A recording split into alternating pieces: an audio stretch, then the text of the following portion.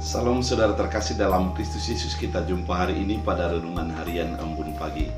Dan dalam suasana sukacita kita akan mendengarkan firman Tuhan untuk mengakhiri bulan Maret pada hari ini.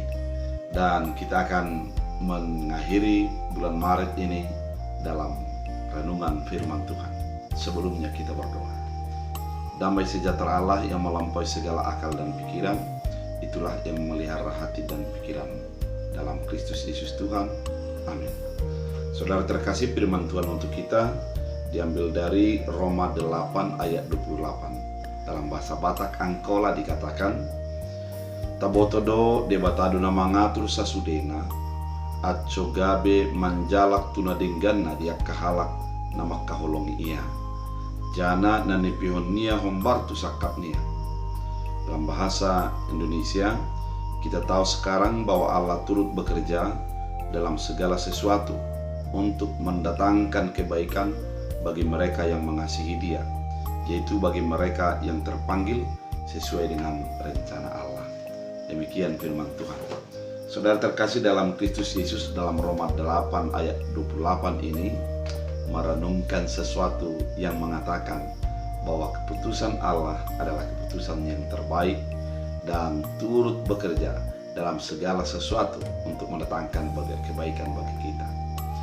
Saya akan mulai firman ini dengan sebuah cerita ilustrasi. Seorang pemuda yang miskin di kampung pergi ke hutan. Kemudian di dalam hutan dia sesungguhnya mau mencari atas jerat yang dia sudah buat. Kemudian dengan berjalan sangat lelah di pinggiran hutan itu, dia menemukan bahwa jeratnya sudah menjerat seekor kuda yang warna putih yang begitu indah. Kemudian dia mengambil kuda itu dan membawa ke kampung. Dan satu kampung bersorak-sorai mengatakan, engkau sangat berbahagia karena engkau mendapat kuda yang putih yang begitu indah. Kemudian sang pemuda mengatakan, semua berasal dari Tuhan dan akan kembali kepada Tuhan. Kemudian dia memelihara kuda ini, dia sayangi, dan kemana dia pergi dia selalu membawa kuda itu. Kemudian tanpa diduga, ketika dia pergi ke ladang, kudanya hilang, pergi entah kemana. Kemudian dia segera pergi ke kampung untuk menanyakan apakah ada kuda itu di kampung itu. Kemudian semua satu kampung mengatakan, betapa sialnya nama nasibmu. Kuda yang begitu indah sudah menjadi hilang. Kemudian pemuda itu mengatakan, semuanya berasal dari Tuhan dan kembali kepada Tuhan. Kemudian 1 minggu setelah itu, ternyata kuda yang putih itu membawa gerombolan kuda sebanyak 7 ekor. Sehingga 8 ekorlah kuda daripada pemuda itu. Satu kampung menjadi heboh dan mengatakan, engkau sangat berbahagia karena engkau sudah memiliki banyak kuda. Kemudian dia mengatakan, semuanya berasal dari Tuhan dan akan kembali kepada Tuhan. Kemudian setelah 3 bulan terjadilah perang di daerah itu. Kemudian raja memerintahkan bahwa barang siapa memiliki kuda harus disita kudanya untuk dipakai kerajaan. Dan begitu datang serdadu, disitalah kuda sang pemuda ini. Dan ketika disita, satu kampung mengatakan, betapa malang nasibmu karena kuda sudah diambil semua. Sang pemuda mengatakan, semua berasal dari Tuhan, kembali kepada Tuhan. Setelah 1 tahun, ternyata kuda putih itu membawa keberuntungan bagi raja dan memenangkan peperangan. Dan raja mengatakan, siapa yang memiliki kuda putih ini, dia harus dipanggil ke istana untuk diangkat menjadi pegawai istana yang bagian di dalam kemiliteran. Kemudian pemuda itu menjadi dipanggil ke istana dan dia menjadi diangkat panglima di dalam istana itu. Kemudian orang mengatakan, engkau sangat beruntung karena kudamu membawa engkau ke istana. Saudara terkasih dalam Kristus Yesus, kehidupan manusia sering melihat ketika ada keberuntungan, maka dia terberkati.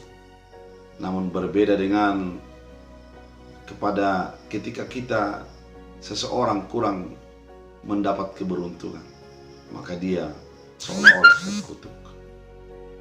Namun firman Tuhan kali ini mau mengingatkan kepada kita, segala keadaan yang ada dalam hidup kita adalah berasal dari Tuhan dan kembali kepada Tuhan. Dalam segala apa yang kita hadapi, baik itu sakit, baik itu kuat, sedih, atau baik itu sehat, dan baik itu sukacita, berasal dari Tuhan. Dan segalanya itu adalah untuk kebaikan dalam hidup kita. Mungkin ketika kita sukses adalah kebaikan agar melalui kesuksesan kita menjadi menolong dan menopang orang lain. Atau ketika kita menghadapi kemalangan, menghadapi kesialan, diingatkan bagi kehidupan kita agar tetap mengingat Allah dalam segala rancangan kehidupan kita. Oleh karena itu, firman ini mau mengingatkan kepada kita, jangan menjadi putus asa di dalam segala sesuatu, dan biarlah andalkan Tuhan. Biarlah Tuhan selalu menjadi yang utama dalam keputusan dan apa yang kita lakukan. Jika demikian kita lakukan, maka kita akan menjadi dalam keadaan nyaman.